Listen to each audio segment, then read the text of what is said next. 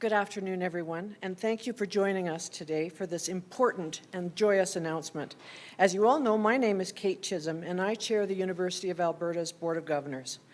I'll begin today by respectfully acknowledging that the University of Alberta is located on Treaty 6 territory and respects the histories, languages, and cultures of First Nations, Métis, Inuit, and all First Peoples of Canada, whose presence continues to enrich our culture, our knowledge, and our vibrant community. Before we start the official program, I'd like to welcome and introduce the following very special guests joining us here today: the Honourable Jason Kenney, Premier of Alberta; the Honourable Demetrios Nicolaides, Minister of Advanced Education; and the Honourable Doug Schweitzer, Minister of Jobs, Economy and Innovation.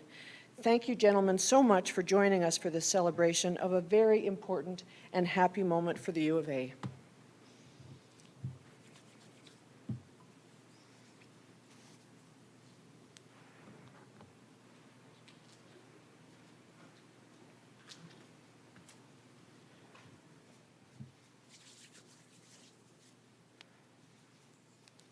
Well, thank you very much, Kate, for welcoming us here to the U of A, and thank you, Dr. Flanagan, President of the University, as well as everybody joining us here from the Li Ka-shing Institute of Virology. Thanks to Dr. Lauren Tyrrell and Dr. Michael Houghton, who's joining us, I believe, virtually today. And once again, congratulations to Dr. Houghton on having received the Nobel Prize for Medicine last year. I'm sure you're not getting tired of hearing that, probably just about every day, Doctor. We're very proud of you and proud of your contribution to health sciences here in Alberta and in Canada.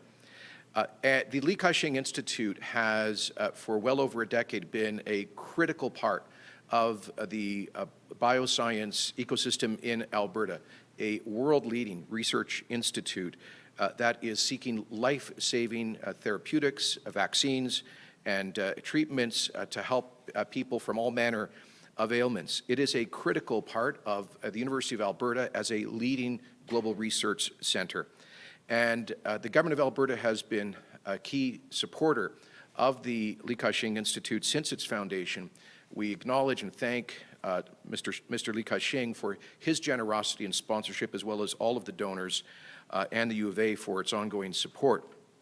And I'm happily here today to announce that the Government of Alberta is renewing its commitment to the Li Ka-shing Institute for Virology with $20 million of additional funding over the years to come. Sustainable funding that will help the Institute to recruit and retain world-class scientists and fund the expansion of its research capacity for the future. This is more important now than ever in the COVID pandemic context. The world realizes, Canada realizes, that we can never again be at the whim of other countries and the politics of different nations when it comes to vaccine security. After the Second World War, the world realized that the huge strategic importance of food security. Countries around the world built systems to have redundant supply of food so they were not vulnerable to famine and starvation. I think what's happened with vaccine nationalism in the past few months underscores the critical strategic need for Canada to have the capacity to develop and indeed produce vaccines and other critical pharmaceutical products for the future. As you know, unfortunately, Canada has been well behind the curve of many countries around the world in terms of the rollout of life-saving COVID-19 vaccines.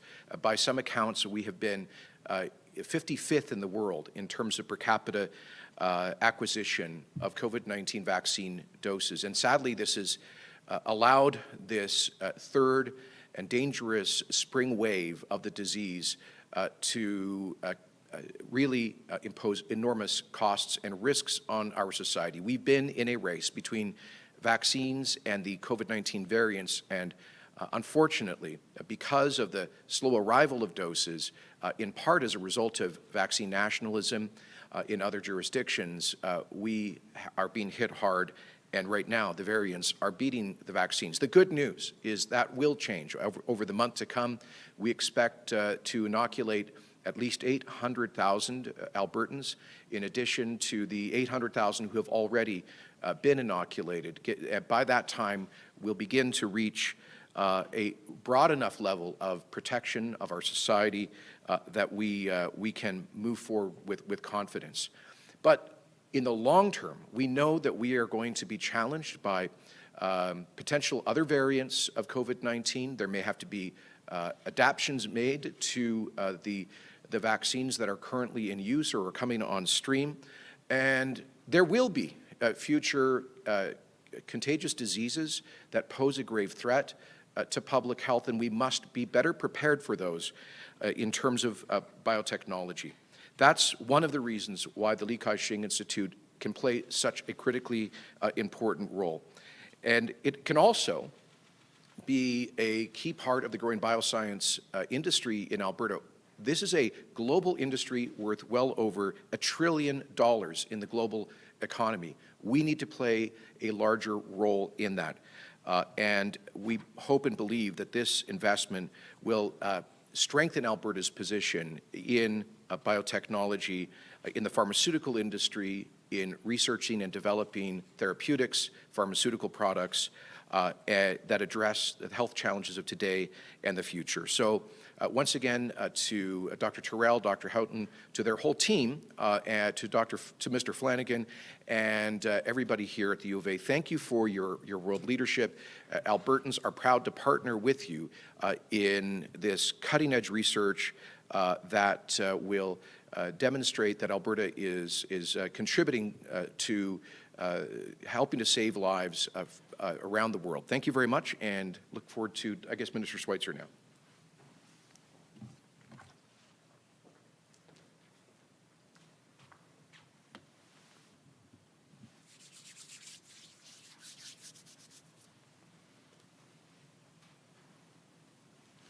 Thank you, Premier, and thank you to everyone for being here today.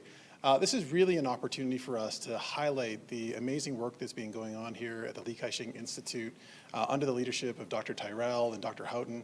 As the Premier has noted, you never want to kind of overuse, but a Nobel Prize winner doesn't happen every single day in your community. So having a Nobel Prize winner here at the University of Alberta is just a huge success for this institute and the cutting-edge research that's being done here.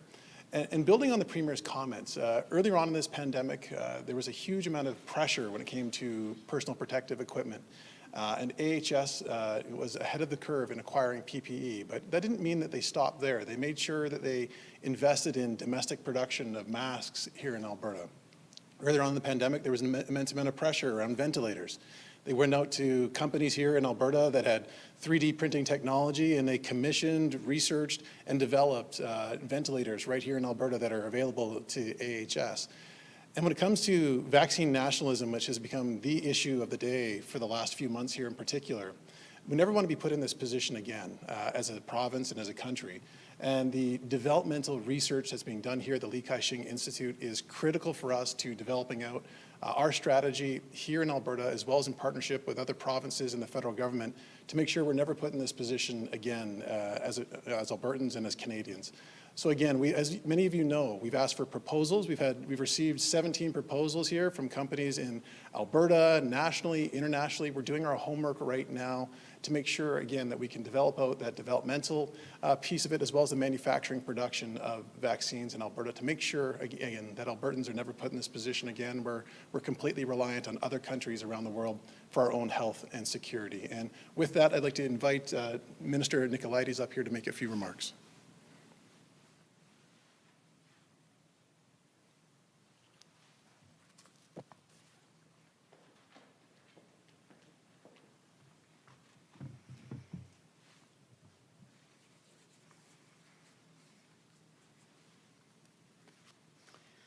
Well, good afternoon. Thank you, Minister Schweitzer. Premier, thank you very much for today's important announcement.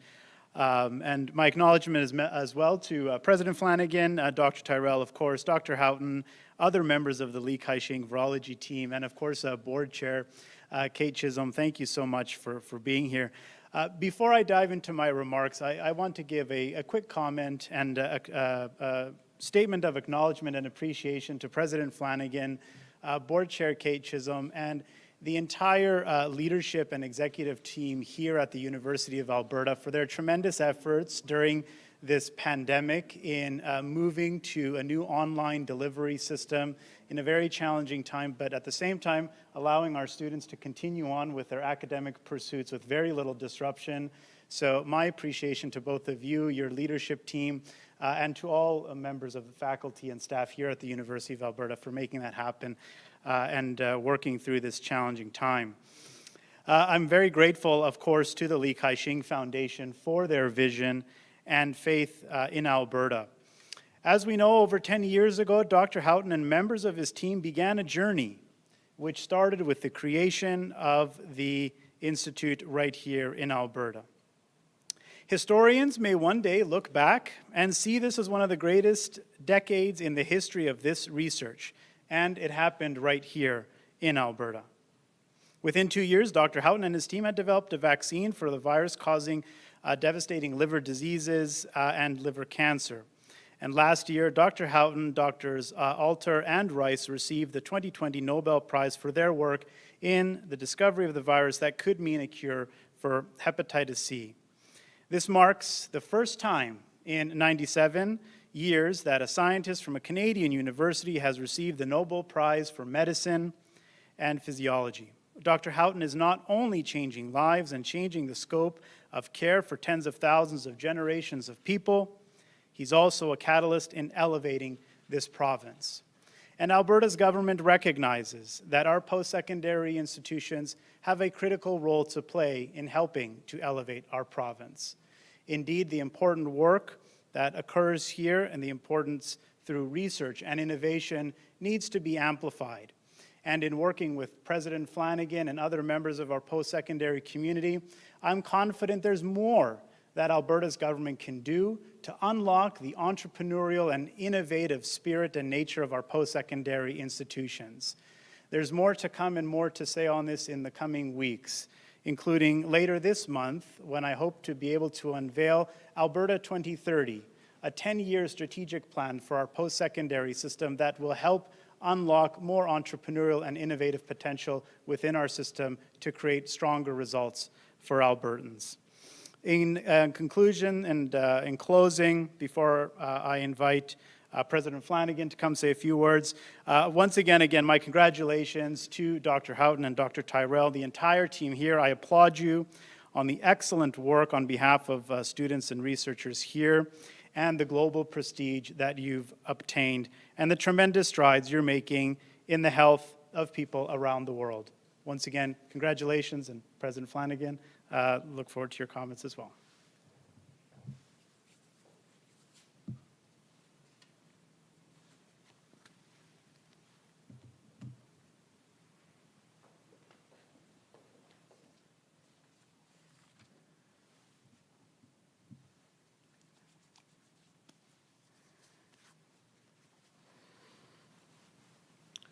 Thank you, Minister, for your generous comments, and a very warm welcome to you, Premier Kenney and Minister Schweitzer. We're delighted, of course, to welcome you here to the University of Alberta, and thank you for this very important investment in the Li Ka-shing Institute for Virology. As you all know, Alberta continues to undertake extraordinary measures to stop the spread of COVID-19, and seldom in our history have vaccines and research that underpins them have featured so prominently in our public consciousness. And we've learned how vital the end-to-end production of vaccines in Canada could be, from basic research to development and testing to in-house production. And today's investment will help us get there. We have a strong foundation of talent and expertise right here in Alberta. Last year, Dr. Houghton received Canada's first Nobel Prize in Medicine since the discovery of insulin in 1923. That the U of A is now home to a Nobel laureate is thanks to long-term public and private support. And there were really three major factors that drew Dr. Houghton to the University of Alberta. First, visionary and long-term funding from both the provincial and federal government, matched with a record-breaking gift from Mr. Li Ka-shing, and finally, the tireless work of Dr. Lauren Tyrell, the Li Ka-shing Institute's first director. And long-term support like this is vital because this kind of research that changes lives can take years of hard work to develop. And Dr. Houghton and his colleagues spent 7 years unlocking the genetic code of hepatitis C before they could create the screening tests, reduce transmissions, develop treatments, and produce a hepatitis C vaccine that is now ready for human trials. And with the events of last year, we all have a renewed appreciation for how valuable that vaccine will be. Indeed, it has the potential to save millions of lives and could ultimately save the Canadian healthcare system over $1 billion. So Dr. Houghton and Dr. Tyrell exemplify the remarkable work coming out of the University of Alberta.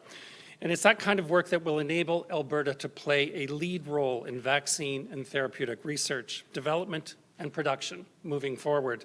The kind of work that will solidify our expanding biotech sector as one of the very best in the world. With the economic recovery from COVID-19 on the horizon, U of A researchers represent a key economic opportunity for our province.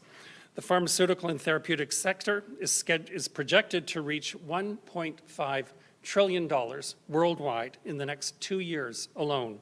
Our successful vaccine can produce self-sustaining product royalties in excess of $300 million over its lifetime. And Alberta has the talent to fuel its burgeoning biotech sector.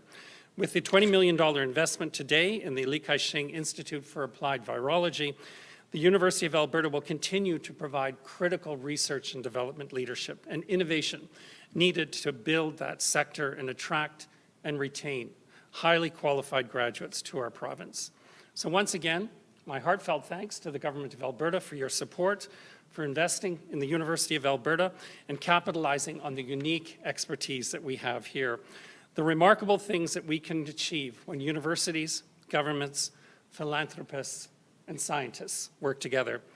So now it is my great pleasure to introduce the founding director of the Li Ka-shing Institute of Virology and distinguished university professor, Dr. Lauren Tyrell.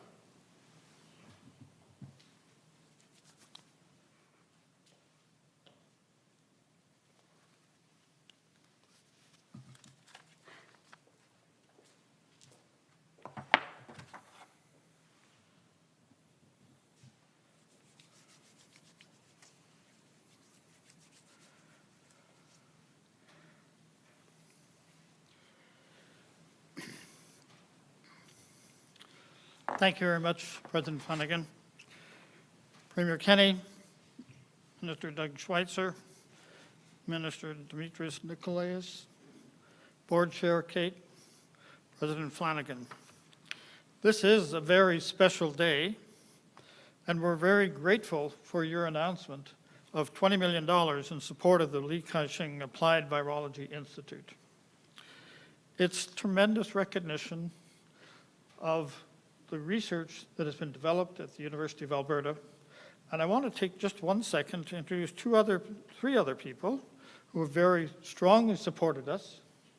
There's the Dean of the Faculty, Dr. Brenda Hamelgard, the Chair of the Department, Dr. Matthias Goethe, and Walter Dixon. Without these people's support and encouragement, it's very hard to do the work that we do. I just want to say that the drug that is on the market, remdesivir, which is the first drug licensed for COVID, has had its mechanism worked out by Dr. Matthias Goethe. He is a leading international scientist in the Li Ka-shing and chair of the department. It is tremendous recognition for Michael Houghton and the winning of the Nobel Prize this year for medicine for his discovery of hepatitis C. Let me say that hepatitis C is another pandemic. It's not seen as the same type of pandemic, but there are still 400,000 people a year that die from hepatitis C. The World Health Organization is trying to eliminate hepatitis C and has a plan to eliminate or markedly decrease it by 2030. And critically important to that was the development of hepatitis C drugs. It was the development of diagnostic tests for hepatitis C and if we can get a vaccine for hepatitis C, which is still a major unmet medical need. Michael Houghton started this whole industry on hepatitis C with the discovery. The World Health Organization has listed the greatest threats to humankind, and they did this in 2019. 6 of those threats were infectious disease of some type. Antimicrobial resistance, which the government is supporting as well, is another major threat. But 5 of them are viral illnesses, and we've seen the impact of a viral pandemic on the world as we've seen COVID, what it's done over the last year. It has touched everyone, from health to economics to social factors. The university has built a strong basis in viral and immunological research even before we had the institute here. But building on that basis, in 2010, with the tremendous support of Mr. Li Ka-shing and his foundation, and support from the government of Alberta, we established the Li Ka-shing Institute of Virology. The same year, we were very fortunate to recruit Dr. Michael Houghton, a world-renowned virologist, as his focus has always been on research that benefits patients. His discovery made blood safe, and we'll show you, if you like, a cabinet with the first vials of that product. The University of Alberta and the Li Ka-shing Institute responded very rapidly to the pandemic of COVID-19.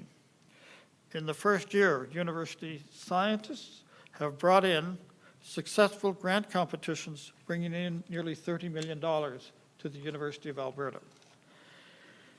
With the strong focus of bringing benefits to patients through research, Dr. Houghton directs the Applied Virology Institute, and the support from the Alberta government at this time is critically important to future success of the Applied Virology Institute.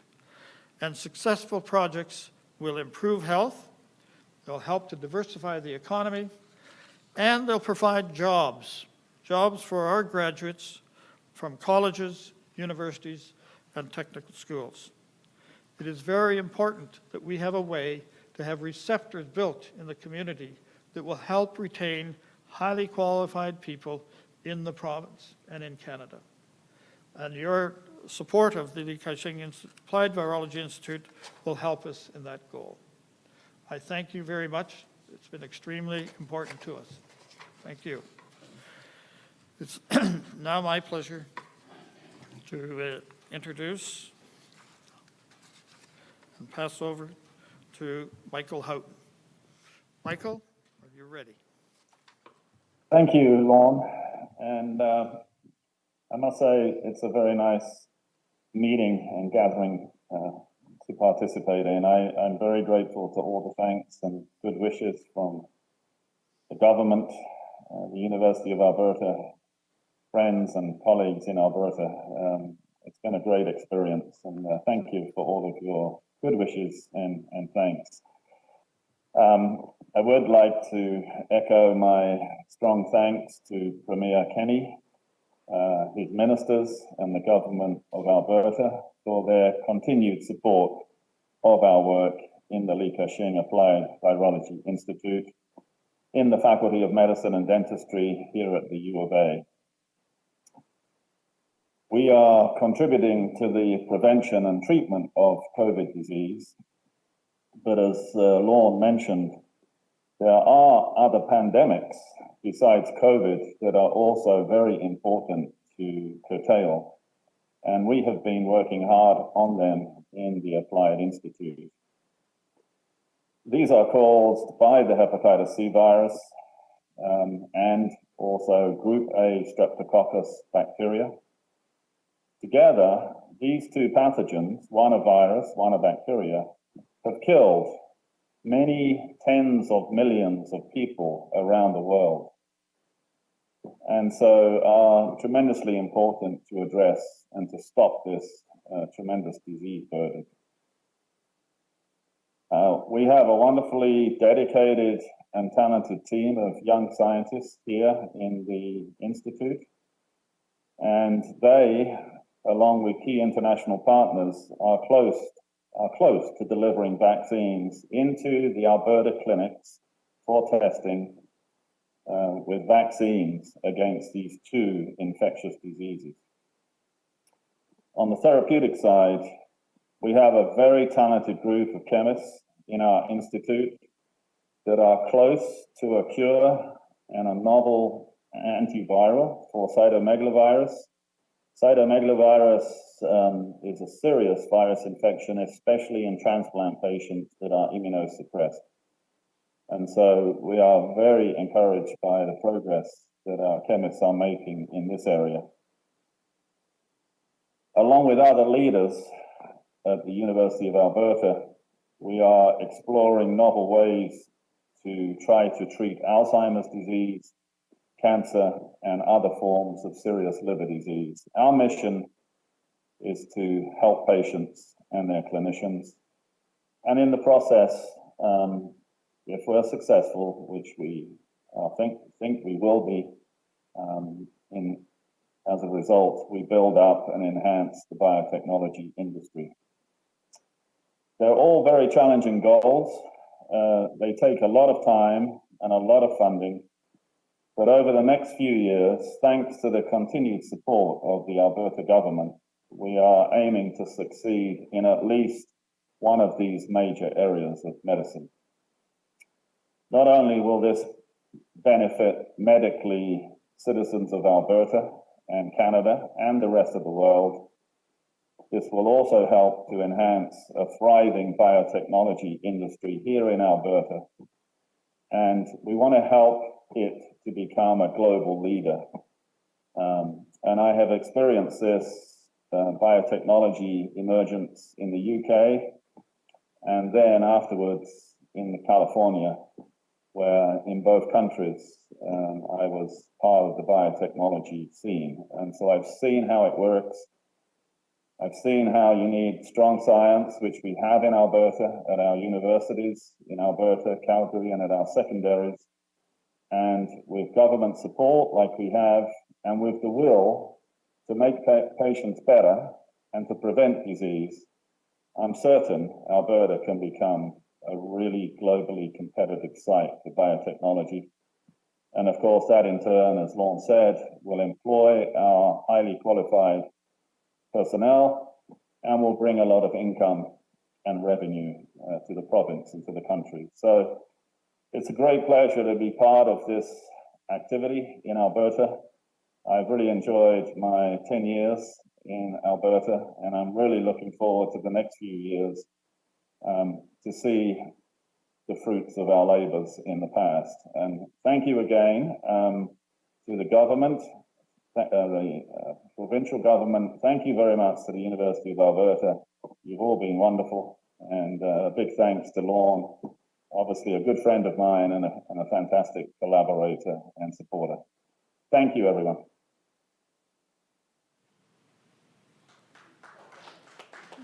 Thank you, Dr. Houghton. We'll now go to the phones for questions. We'll do 2 questions each, either 1 question, 1 follow-up, or 2 off the top. Operator, can you please put through our first caller? Thank you. The first caller is Bill Kaufman, Post Media.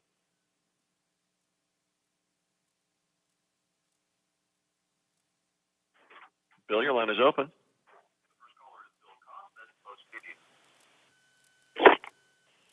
Yes. Hello, Premier Kenney. I'm just wondering. Go ahead, Bill. We can hear you. I'm just wondering, Premier Kenney. I know that there are some critics of your enhanced COVID-19 business benefit who are saying that this is coming too little, too late, and the qualifications for it are too high. What would you say to that, sir? Well, first of all, we feel for all of those businesses that have been affected by restrictions. They've borne the brunt of sacrifices that have been necessary to contain this virus, to protect our healthcare system and protect lives. We acknowledge that so many businesses have gone through, and small business owners in particular, have gone through a time of incredible challenge and anxiety. That's why we've provided over $500 million in direct cash support through these small and medium-sized enterprise relaunch grants through the first 2 versions of that, and we're now rolling out the 3rd version that we announced a few weeks ago. At that point in the pandemic, we saw that there was a very small fraction of businesses that had been disproportionately affected. Businesses like dance studios and gymnasiums and others that had been closed for the better part of 10 months. So we decided in the 3rd round to focus financial support on those hit hardest, and that explains the criteria to qualify. But I did indicate on Tuesday in announcing additional difficult public health measures that we will be coming forward quickly with a 4th direct cash package for businesses affected by this week's restrictions. And Minister Schweitzer, I anticipate, will be coming to Cabinet later this week with a proposal in that regard. So we hope to have that help moving as quickly as possible. But we've also provided billions of dollars of other support, including paying for half the WCB premiums for small and medium-sized businesses. That's several $100 million in support. As you know, deferrals through tax abatements and fee abatements, but also participating with the Government of Canada in the Commercial Rent Assistance Program. So collectively, it's billions of dollars of support, and more help is on the way.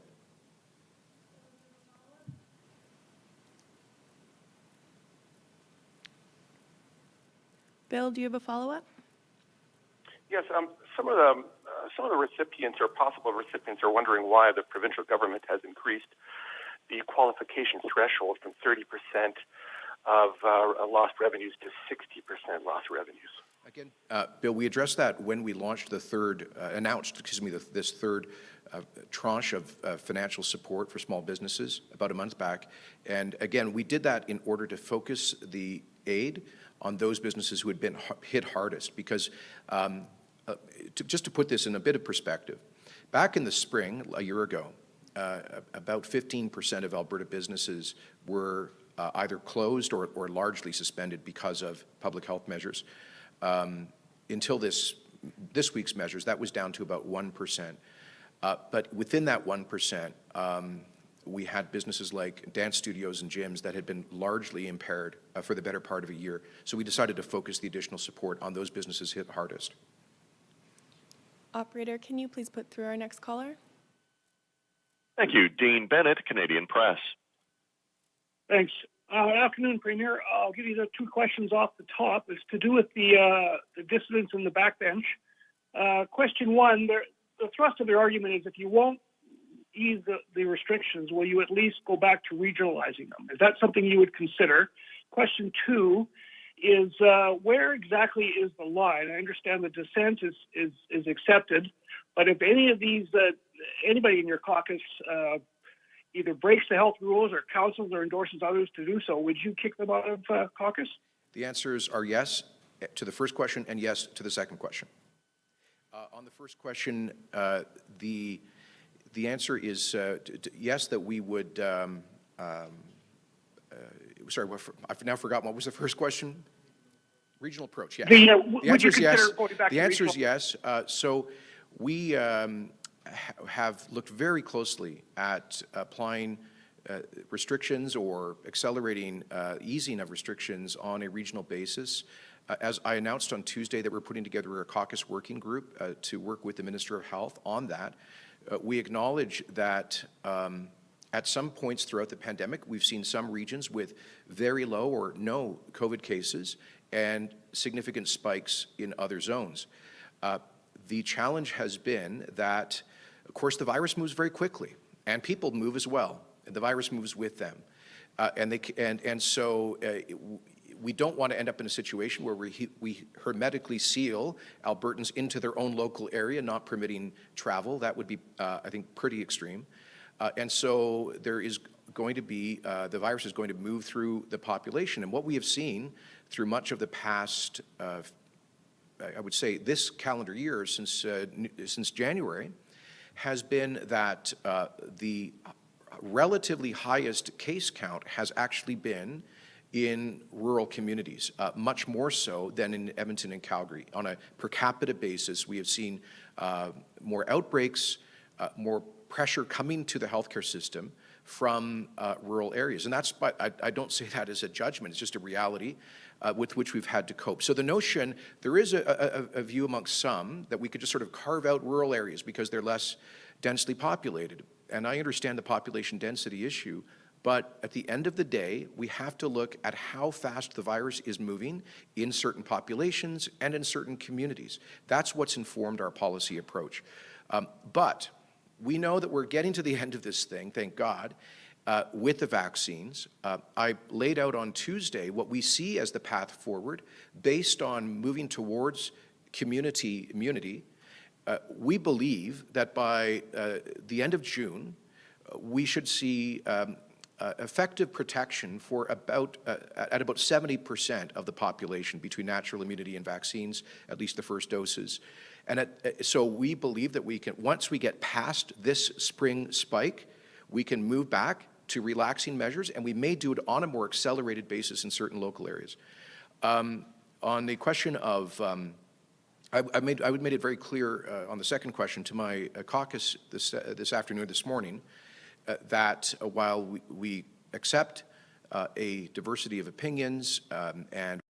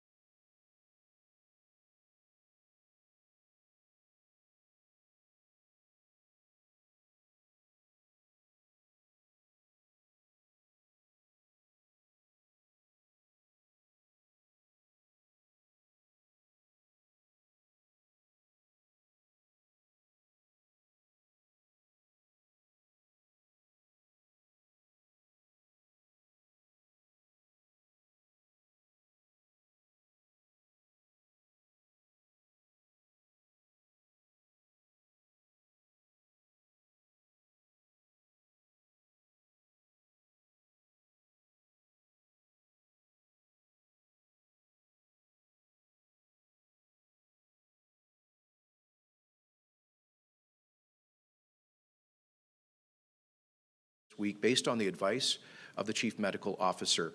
And that's why the government is prepared to go further if necessary to protect lives and the healthcare system.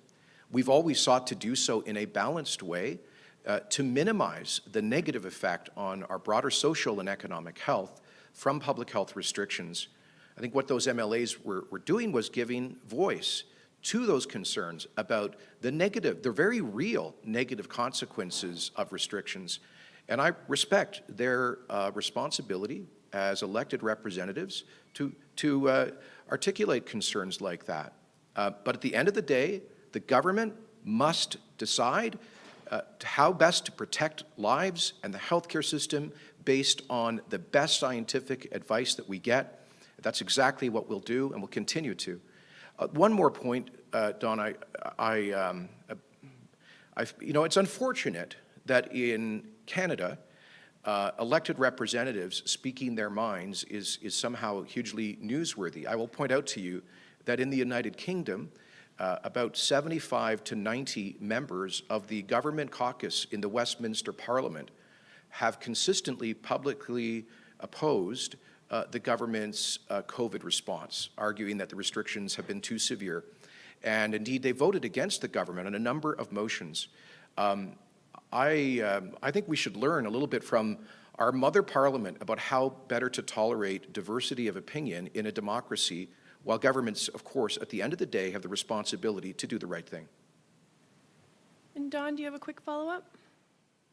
Just that they also said, the MLAs, that you haven't been listening to them. The highest levels of provincial government simply hasn't listened to what they're saying. They're indicating very clearly that they don't think they're getting their message across and not getting the results they need, which is also, in the Canadian context, Premier, after your long experience in Ottawa, you know, is a very unusual thing to do. Any response to that? I believe my cabinet colleagues would confirm that we've constantly been listening to Albertans, listening to members of the legislature. In fact, we recently have, Don, you've been around long enough to remember the caucus consultation process that existed in the 1990s. We've actually recreated that through what are called member policy committees. And in this instance, the Minister of Health presents potential policy changes on the pandemic to a committee made up of, and in fact, most MLAs participate in this. So there are many opportunities for engagement. We just had a 3-hour caucus meeting this morning, as we do every week. And of course, this was the dominant theme of discussion. And we take on board all of the views, but at the end of the day, it is a moral responsibility of the government to protect lives and to protect the healthcare system for which we are responsible. And we will take every measure that is necessary based on the best expert medical and scientific advice to do so. Operator, can you please put through our next caller? Carlisle Fizette, CTV. Hi, Premier. Thanks for taking my question. Similarly, on the last lines of questioning, I'm just wondering about the lead up to the letter. I know you seem to indicate that you knew something like this was coming on Tuesday based on your comments. I'm just wondering how the conversations leading up to Tuesday's announcements went with those members of the legislature, and if that, you know, knowing that this was coming, pushing back moving back to step one until after Easter had to do with that. Well, obviously, no, it had nothing to do with the timing. We received advice from the Minister of Health and the Chief Medical Officer on Tuesday morning about additional measures, and we've acted very quickly whenever we've received that advice. As I said last week, the part of the challenge here is non-compliance with the rules that are already in place, and so it is a challenge to add yet more rules in a context where a lot of people have stopped following the current guidelines and measures. So, but having said that, our Chief Medical Officer and her team came to the conclusion that more action had to be taken to stop chances for transmission. And that's why we decided to take those actions right away. But I just mentioned in response to Don Braid that we have a caucus consultation process, and we presented the proposed measures that we announced on Tuesday to members of the government caucus. They shared their views. There were mixed views, and as you know, some members disagree with the current state of restrictions, but the government has a responsibility to do the right thing, and we will continue to do just that. Carlisle, do you have a follow-up? Just a similar one on when it comes to the regional approach that several of these MLAs are calling for. Some more details on what you're looking for and how that may be implemented, what needs to happen? Sure. So at various times over the past year, we've had sometimes regional differences in the application of public health measures. For example, if a particular health zone had fewer than 50 active cases per 100,000, that region was eligible for less stringent measures. At some points when we saw huge waves in Calgary and Edmonton, we applied particular measures to the big cities. And we have looked at this from many different angles about how we could come up with a sensible regional framework that does not create public confusion and which recognizes regional differences. But quite frankly, right now, this surge is happening pretty much everywhere. And one of the problems with the regional approach in the past has been arguably that the health zones, there's only 5 of them, are kind of too large themselves to reflect real local differences. So we have a category called local geographic areas. I think there's about 230 in the province, and they are too small. because you can't have like 18 different policies in Edmonton or Calgary. So we've looked at different ways of kind of carving up the map to come up with sensible regional boundaries. And right now, not a single region in the province would qualify for a less stringent COVID restrictions. So look, here's what I would say to folks who want a regional approach or who are upset about restrictions. Folks, we are towards the end of this thing. We just have to get through the next few weeks. I completely understand the frustration, the anxiety, and the impatience. We all share it. Nobody likes these restrictions, me least of all. We all acknowledge that the restrictions have had a very real cost for many people. We want them to end as quickly as we can safely do so. Every day we are vaccinating more people. We hope to be vaccinating upwards of 250,000 in the next week. We're setting up our rapid flow-through clinics for vaccination this Friday. We're expanding to pharmacies. We're expanding the access to register for vaccines. We're doing everything we can to get doses out as quick as we can. But it takes 2 weeks for the vaccines to have a protective effect, a little bit longer for more elderly people. And we're just not there yet. I wish we were there. I hear folks say, what about Texas and Florida and these U.S. states that have opened wide up? I wish that we had half of our population inoculated like they do, but we didn't have the same access to supply. That was beyond the province's control. So my message to folks who are frustrated is, so am I. We're all frustrated. But we just need a bit more patience for a few weeks to get through this. And getting into complexities about carving up the map 15 different ways is not going to stop this wave that, if it runs out of control, could overwhelm our healthcare system. Let's keep our eye on the ball, protect the healthcare system, protect lives, and in a couple of months we'll be past this. We have time for 2 more questions. Operator, can you please put through our next caller? Paige Parsons, CBC. Hi, this is a question for the Premier, and it's about some of the vaccine program changes you announced Tuesday that affect pharmacies. And we've been hearing from some pharmacies now, including the Alberta Pharmacists Association, that they were caught off guard by the announcement that it was going to be publicly announced that AstraZeneca would be available in stores, as well as that they would be opening up for walk-in appointments. And it's created quite a bit of chaos for some of them because they don't have AstraZeneca yet, or they're concerned about crowds and lineups forming, even as cases are rising and capacity is supposed to drop in stores. Why weren't pharmacies given advance notice of this? Okay, a couple of points. So 2 weeks ago, we held a news conference with the head of the Alberta Pharmacy Association and with the president of Shoppers Drug Mart Canada to underscore that Alberta is leading Canada in partnering with local pharmacies to distribute the vaccines. Much more convenient way to administer the vaccines for a lot of folks and get out into rural areas, et cetera, more easily. So I think our cooperation with pharmacies and that association has been exemplary to date. But if they were caught off guard, it's partly because the Alberta government was caught off guard when we received a quarter of 175,000 doses of the AstraZeneca vaccine last Thursday when they were supposed to arrive this Monday, Tuesday. So we received a huge quantity of AstraZeneca doses about 5 days before they were scheduled to arrive. And as soon as I learned about this, I'll be blunt, my instructions to the health department was we're not going to keep those stuck in freezers just because they arrived early. I want an action plan by Monday to get those out as quick as we can. So I'm sorry if the short notice has been an inconvenience for the pharmacies. I hope they understand in turn that we've constantly had to adapt and adjust to the ever-changing schedule of incoming doses.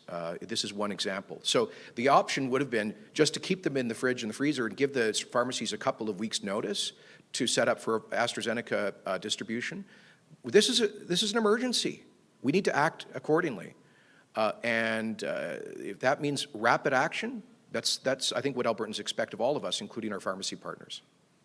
Paige, do you have a quick follow-up? Yes, and so with the walk-in specifically, just because we're going back to phase one, we're wanting to reduce capacity in stores, and pharmacies are needing to do a lot of pre-screening and paperwork to check people's eligibility. What is the message for them as they try to, also manage perhaps an influx of people trying to get in quickly to get appointments? Well, look, we understand there's going to be logistical difficulties, and we also understand it's going to take the pharmacies a bit of time to set up for walk-in vaccinations. We know, for example, that they're going to have to hire security to assist them with that, and perhaps additional staff. So we're working with the Pharmacy Association to roll all of that out as smoothly as possible. Let me just give you a forewarning. I'm sure there will be some bumps. I'm sure you folks in the media will jump on the problems as they emerge, and that's part of your role. But I do believe that the pharmacies will continue to be great partners overcoming those logistical challenges. But here's the bottom line. We need to use every resource at our disposal to get the jabs in people's arms as quickly as we humanly can. I mean, if we could get those pharmacies to stay open 24/7 to support us, we'd do that. So we don't want doses sitting on the shelves, and the pharmacy partnerships are a key way of speeding up the vaccine program as quick as we can. Operator, can you please put through our last caller? Thank you. The last caller is Audrey Nouveau, Radio-Canada. Hi, Premier. Thank you for taking my question. I want to hear you in French about something you said earlier about the 17 MLAs who are opposed to these health restrictions.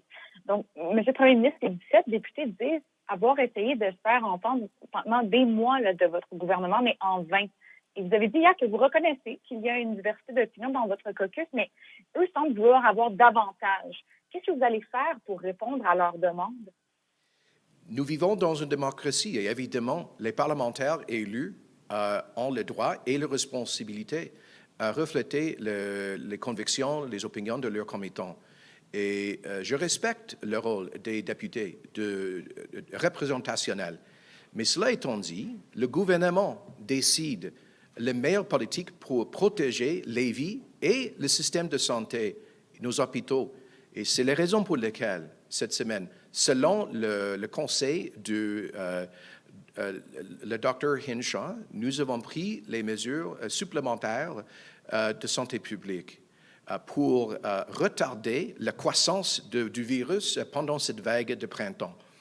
Alors, comme j'ai dit, il y a une diversité des opinions dans la société de l'Alberta et partout au monde de meilleures façons de répondre et d'équilibrer la protection de santé publique avec les droits et libertés et l'impact économique et social des mesures de santé.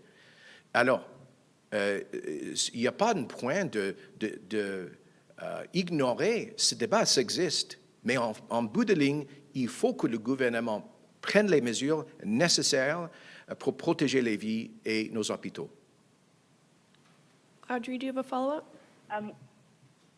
Yes, I do, maybe in English and in French, but aren't you scared that this fracture will last even when COVID is over? Est-ce que vous n'avez pas peur que cette fracture au sein de votre propre gouvernement, votre propre caucus va se poursuivre au-delà de la pandémie? Non, pas du tout. Écoutez, je suis fier d'être leader d'une partie d'un groupe et d'un gouvernement qui est focusé sur nos engagements électoraux, mais COVID-19 n'existait pas dans les dernières élections.